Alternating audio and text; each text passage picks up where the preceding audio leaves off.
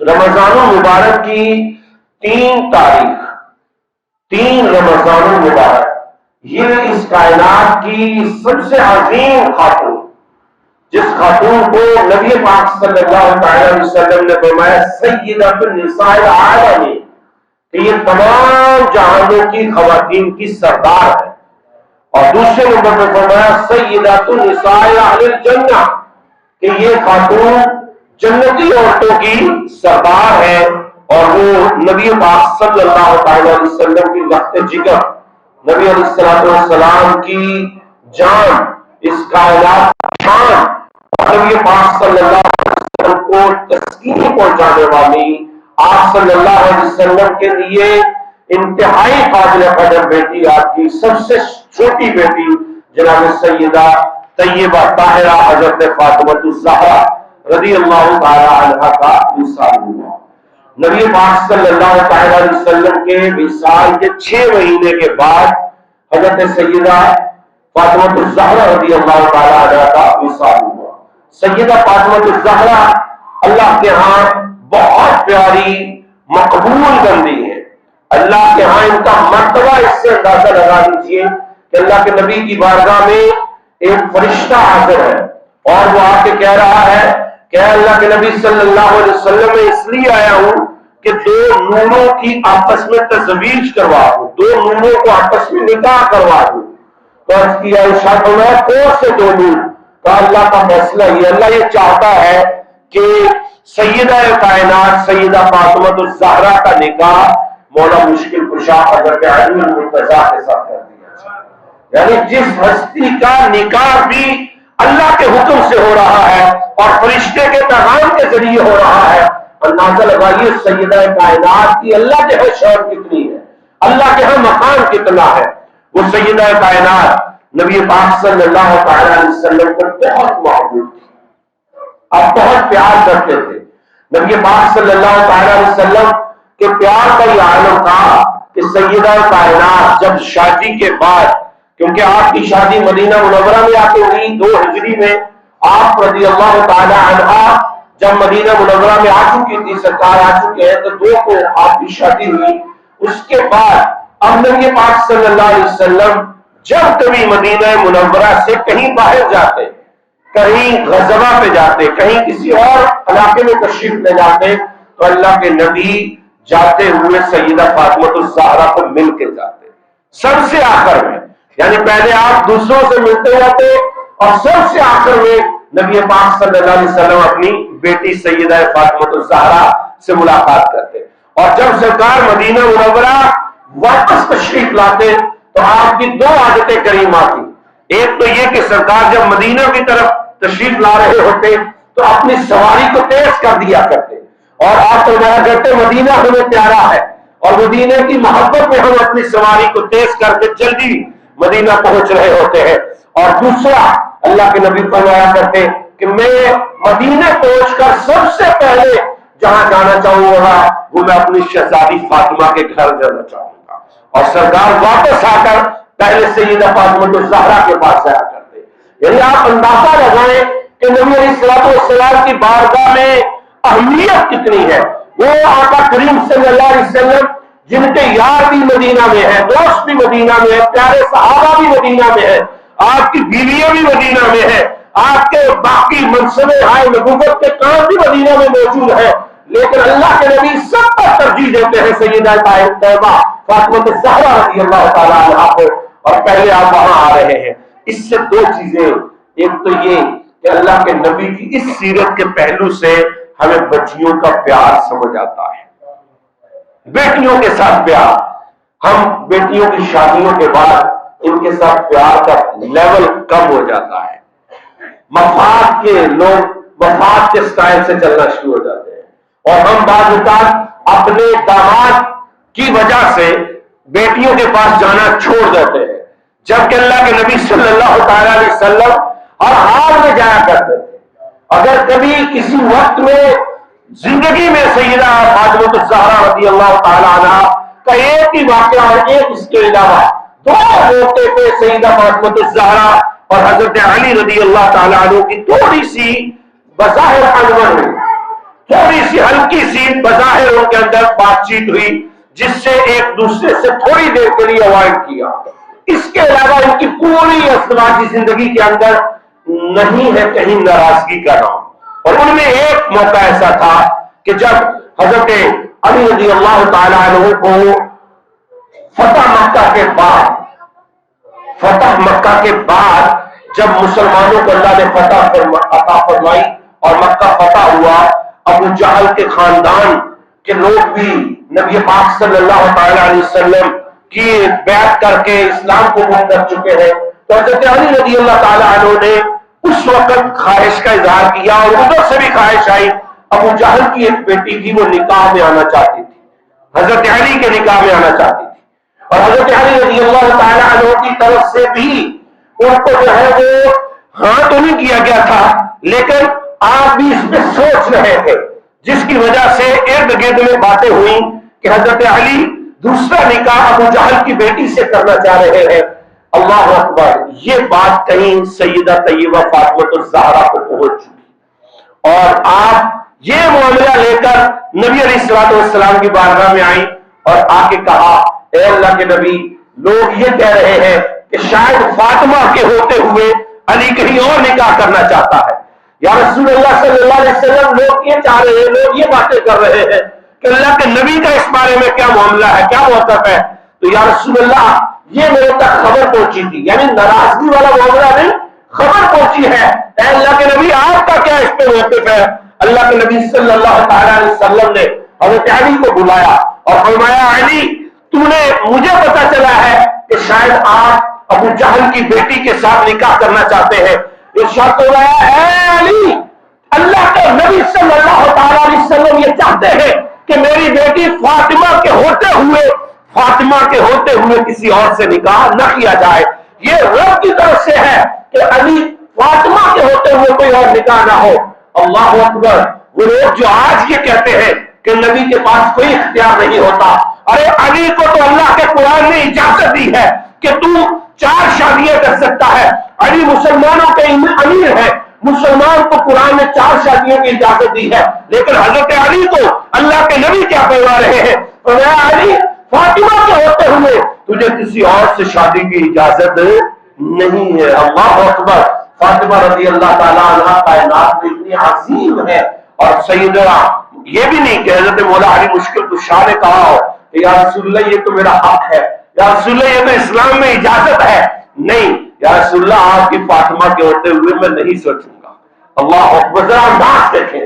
اور دوسرا ایک موقع تھا ناراضگی کا تھوڑا سا، اس میں نبی پاک صلی اللہ تعالی علیہ وسلم اپنی بیٹی کے گھر تشریف لے گئے. آپ جب تشریف لے گئے تو آگے دیکھا کہ حضرت علی گھر میں نہیں ہے. آپ نے عربی میں حضرت فاطمہ سے پوچھا، اے ابن امی، اے فاطمہ، میرے چچا کا بیٹا کدھر ہے؟ محبت میں یہ عرب کا محاورہ ہے کہ جب کبھی کسی کے ساتھ محبت کا اظہار زیادہ کرنا ہو تو پھر اس کے رشتے کا نام لیا جاتا، اس کا نام نہیں لیا جاتا. یعنی بجائے اس کے کہ آپ فرماتے علی کہاں ہے، اس سے زیادہ محبت جھلکتی ہے رشتے کے ساتھ. تو میں اے ابن امی، اے فاطمہ، میرے چچا کا بیٹا کدھر ہے؟ اور حضور وہ تھوڑا سا ناراض ہو کے گھر سے چلے گئے،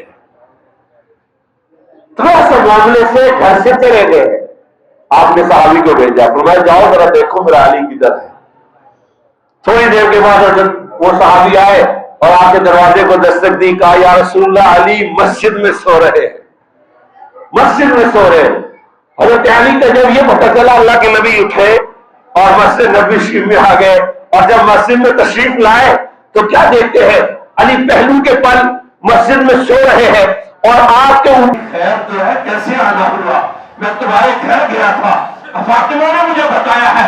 کہا، یا رسول اللہ، میں بس آیا تھا، میں تو واپس فاطمہ کے پاس جا رہا ہوں. ارے ناراضگی کا اظہار بھی نہیں کر رہے ہیں. اللہ اکبر.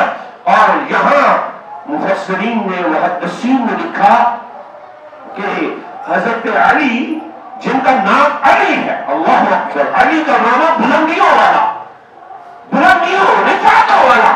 اور یہ نام ویسے ہی اللہ کو پسند ہے. علی اللہ کے ناموں میں سے ایک نام ہے، لیکن حضرت علی کو ابو حسن بھی کہا جاتا تھا، حضرت علی کو ابو حسین بھی کہا جاتا تھا، حضرت علی کو ابو المحسن بھی کہا جاتا تھا.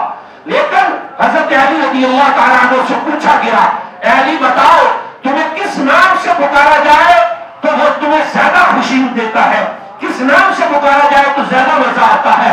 کہا مجھے ابو تراب کہا کرو، میرے نبی نے محبت میں مجھے مٹی والا کہا تھا. جب مجھے کوئی ابو تراب کہتا ہے تو مجھے زیادہ خوشی ہوتی ہے. ارے ذرا غور کرے، اللہ کے نبی کی بیٹی کے ساتھ جس کا رشتہ ہے اللہ کے نبی اس سے کتنا پیار کرتے ہیں. اور فاطمہ رضی اللہ تعالیٰ عنہ سے تو اللہ کے نبی کے پیار کا عالم ہی کچھ اور. میرا فاطمہ میرے جگر کا ٹکڑا ہے، بتا تم نہیں، یہ میرے جگر کا ٹکڑا ہے. اللہ اکبر. یہ سب نے بڑا سنا ہوگا اس حدیث کو.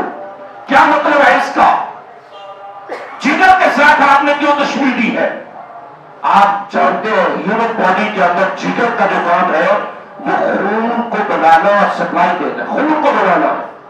اگر خون بنانے میں جگر کام کرنا چھوڑ دیتا ہے تو سرکولیشن میں کمی آ جاتی ہے. یہ شرط کروا دیا ہے کہ اے زمانے والوں، اے ایمان والوں، آج سے لے کر قیامت تک کے لیے اسلام کے اندر اگر حرارت ہے تو وہ حرارت اسی صورت میں ہے کہ اگر فاطمہ کا پیار بھی شامل ہے، اگر فاطمہ کا ادب شامل ہے، اگر فاطمہ کا احترام شامل ہے. فاطمہ میرا جگر کا ٹکڑا ہے، جو مجھ سے محبت رکھتا ہے وہ میری فاطمہ سے بھی پیار کرے گا. اور پھر فرمایا من آزا، جس نے میری فاطمہ کو اذیت دی اس نے مجھ محمد کو اذیت دی. جس نے میری فاطمہ کو خوش کیا اس نے مجھے خوش کیا. اور یہی وہ فاطمہ رضی اللہ تعالیٰ عنہ ہے جس کے لیے اللہ کے نبی نے اپنے بیٹے کو قربان کر دیا. سورۃ الکوثر جب نازل ہوئی ہے تو اللہ کے نبی صلی اللہ علیہ وسلم پر اس وقت کیفیت یہ تھی کہ آپ کے ایک گھٹنے پہ آپ نے اپنے بیٹے حضرت ابراہیم کو بٹھایا ہے اور دوسرے پہ اپنے نواز سے حضرت امام حسین کو بٹھایا. اور پھر اللہ تعالیٰ کی طرف سے حضرت اسرائیل آتے ہیں اور کہا کہ حضور اللہ تبارک و تعالیٰ ان میں سے ایک کو واپس لینا چاہتا ہے. آپ جس کو چاہے سینے سے لگا دیں اور جس کو چاہے آپ کے سپرد کر دیں. اللہ اکبر. یہاں موت بھی سرکار کی بارگاہ سے بھیک مانگتی ہے. یہاں سرکار سے پوچھ کے آتا ہے اسرائیل کا رسول ایک کو سینے سے لگا لے اور دوسرا رب کو پسند ہے. آپ نے کیا کیا؟ ارے بیٹے سب کو پسند ہوتے ہیں اور بیٹا بھی کس کا؟ نبی کا بیٹا. اللہ اکبر. لیکن اللہ کے نبی نے فاطمہ کے بیٹے کو سینے سے لگا لیا، حضرت حسین کو سینے سے لگا لیا اور یہ پیغام دے دیا کہ حسین میں اپنے بیٹے کو تجھ پہ قربان کر رہا. اور پوچھا کہ حضور اس کی کیا وجہ ہے؟ کہا جتنا دکھ اور تکلیف ابراہیم کے جانے پہ مجھے ہونی ہے وہ تو صرف مجھے ہونی ہے، لیکن اگر حسین جاتا ہے تو یہ تکلیف میری فاطمہ کو ہونی ہے. اور میں باپ فاطمہ کو تکلیف نہیں دیکھنا چاہتا. اللہ اکبر. ذرا اور کہنا ہوتا ہے بھائیو، یہ بیٹیاں ہیں، یہ فاطمہ ہے اور یہ فاطمہ رضی اللہ تعالی عنہ ان کی زندگی میں سخاوت اس گھرانے کی میراث ہے. سخاوت میں آپ کا بہت بڑا نام تھا. آپ خود بھوکی ہیں اور اصحاب الصفا کو کھلا دیتے ہیں. آپ خود بھوکی ہیں، مانگنے والوں کو دے دیتی ہیں. قرآن نے ان کے واقعات بیان کی. یوسف علی انفسہم ولو کان بہم خصاصہ. یہ خود بھوکے رہ کر، خود حاجت میں رہ کر یہ دوسروں پہ اپنے مال کو حصہ کر دیتے ہیں. ایک روٹی پکتی ہے، دو روٹیاں پکتی ہے، سارا خاندان بھوکا رہ جاتا ہے، یہ بھکاریوں کو دے دیتے ہیں. اللہ اکبر. یہ سخاوت ان کی شان ہے. سخاوت ان کے گھر کے اندر سے نکلتی ہے. اور سیدہ فاطمہ کی ایک شان سخاوت جو نمایاں شان ہے اور دوسری شان شرم و حیا. اس کائنات میں سیدہ کائنات سے زیادہ شرم و حیا والا کوئی نہیں. اس کائنات میں آپ ذرا غور کریں، نبی کی بیٹی ہے، نبی کی بیٹی ہے. اللہ اکبر. نبی کی بیوی امت کی ماں ہے. قرآن کا ہے نبی کی بیوی کیا ہے؟ امت کی ماں. اور سیدہ فاطمہ حضرت خدیجہ کی بیٹی ہے. تو امت کے لیے کیا بنی ہے؟ بہن ہے. اور بہنوں کے لیے تو ویسے تقدس کا رشتہ ہوتا ہے. بہنوں کو کون غلط نظر سے دیکھتا ہے؟ لیکن سیدہ فاطمہ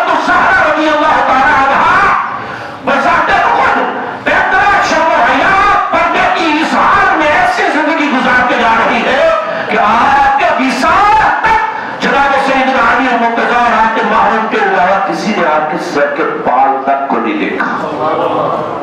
اللہ اکبر. یار بیٹیاں میری بھی ہیں, بیٹیاں ہماری سب کی ہیں, بہنیں ہماری سب کی ہیں, ماں بھی ہے ہماری, بیویاں بھی ہے ہماری, لیکن کبھی غور تو کرو جب ہم بات کرتے ہیں تو یقیناً ہم یہ کہتے ہیں سیدہ فاطمہ الزہرا کے ہم غلام ہیں, ہماری بچیاں, ہماری مائیں, ہماری بہنیں ان کی کنیزہ ہے, ہم ان کے اوپر اپنے تن من دھن سب قربان کرنے والے ہیں. لیکن محبت صرف زبانی کہنے سے نہیں آتی, محبت ان کے کردار کو بنانے سے آتی. ذرا غور تو کرے. وہ سیدہ جب آپ نبی علیہ السلام کا وصال ہوا نا تو اس کے بعد 6 مہینے تک کسی نے سیدہ فاطمہ کو مسکراتے نہیں دیکھا. نبی علیہ السلام کے دنیا سے پردہ کرنے کے بعد 6 ماہ زندہ رہی, ایک موقع کے علاوہ کسی نے آپ کو مسکراتے نہیں دیکھا. اور وہ موقع بھی کون سا تھا؟ حضرت اسماء بنت عمیس, یہ حضرت ابوبکر صدیق کی بیوی تھی.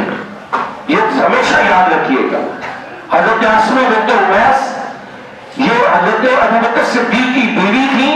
اور پہلے ہی حضرت جعفر طیار کے پاس جب حبشہ کے اندر یہ رہتی تھی وہ ان کی بیوی تھی, اور اس کے بعد وہاں سے جب واپس آئی تو اس حضرت جعفر طیار کے بعد حضرت ابوبکر صدیق نے ان سے نکاح کیا.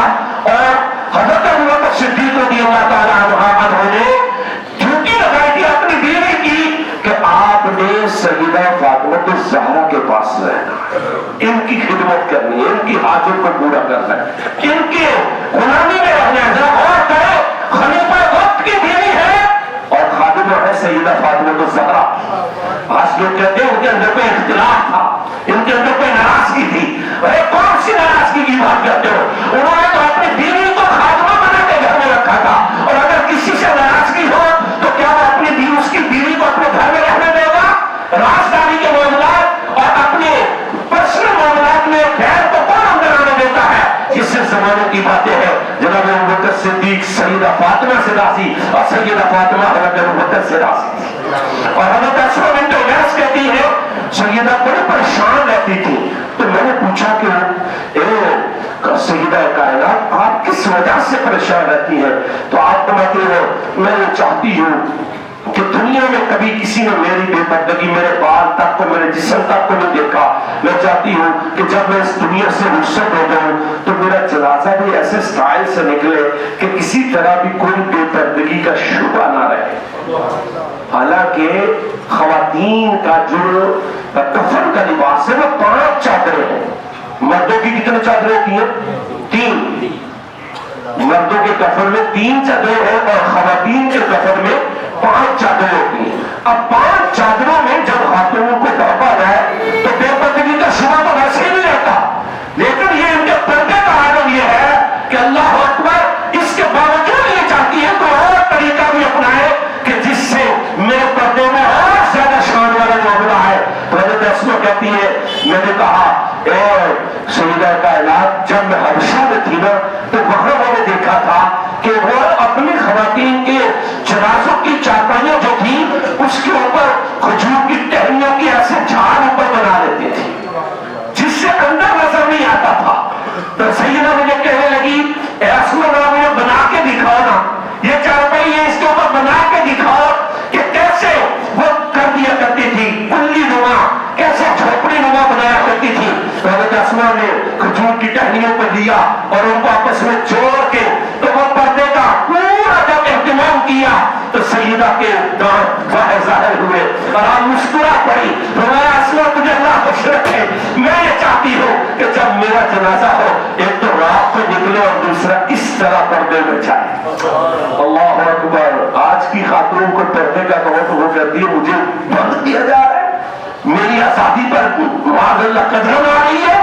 اور ادھر جس سیدہ کائنات کے ناموں کا ہم کلمہ پڑھتے ہیں, جس سیدہ پہ سرکار کو ناز ہے, وہ اس طرح پہ پردہ کا اہتمام کر کے جاتی ہیں. اور یہی سیدہ ہے کل قیامت کے دن ہر ایک پرصراط کی طرف دیکھ رہا ہوگا, اور پرصراط وہ بار سے بڑی تلوار کی دھار سے تیز ہے, ہر ایک ادھر دیکھ رہا ہوگا کیا ہے میرا غسل کیسے ہوگا, میں غسل کروں گا کہ نہیں.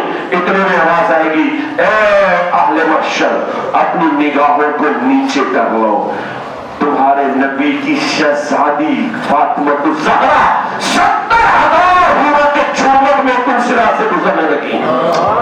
اللہ اکبر, جھومر ہے 70,000 چاروں طرف حوریں ہیں, لیکن پردے کا اللہ کے اہتمام, اللہ اس سے راضی اتنا ہے کہ اس کے باوجود بھی فرمایا جائے گا پورے میدان معاشر کو کہ اپنے سروں کو جھکا لو.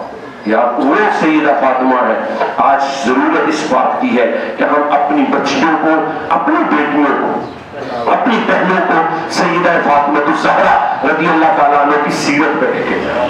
سیدہ فاطمہ کا نام آنے کا مطلب زبان پہ نام آیا تو آنکھیں بند ہو جاتی ہے کہ پردہ. اگر 1-2 ورڈز کے اندر ان کا کوئی چھوٹا سا تعارف ہو, شرم و حیا, سخاوت, اطاعت الہی, عبادت, یعنی ان کے ہر چھوٹے تعارف کے اندر ایک لفظ ان کی ساری زندگی کو ایک سب ہوتا ہے. اور آج میں اور آپ اپنے گھروں کے حال دیکھیں, اور وجہ کیا ہے؟ دین سے دوری, وجہ ہے دینی تعلیمات سے دوری. رمضان آ چکا ہے, ذرا غور تو کریں کس نے اپنے گھر کے اندر ساری خواتین کو روزے رکھنے پہ لگایا ہوا ہے. کس کی بچیاں روزے رکھ رہی ہیں اور کس کی نہیں رکھ رہی, کس کی روزے رکھ کے نماز پڑھ رہی ہیں اور وہ نہیں پڑھ رہے, کس کے گھر میں روزے رمضان کے اندر بھی ٹی وی چل رہے ہیں, ڈرامے چل رہے ہیں, اور کس کے گھر میں نہیں چل رہے. کون اپنی بچیوں کو بے پردگی کے ساتھ کالج یونیورسٹیز میں بھیج رہا ہے اور کس کی بچیاں پردے میں جا رہی ہیں, آپ ذرا اندازہ لگا لیں. تو ضرورت ہے میرے بھائیوں اس بات کی کہ ہم اپنی بچیوں کو قرآن کی تعلیمات میں لگائیں, اور وہ صرف کہنے سے نہیں ہوگا, وہ پڑھانے سے ہوگا. پڑھانے کے لیے آپ خود پڑھائیں, اپنے محرم لوگ کو اگر قاریہ ہے ان سے پڑھائیں, مدرسوں میں بھی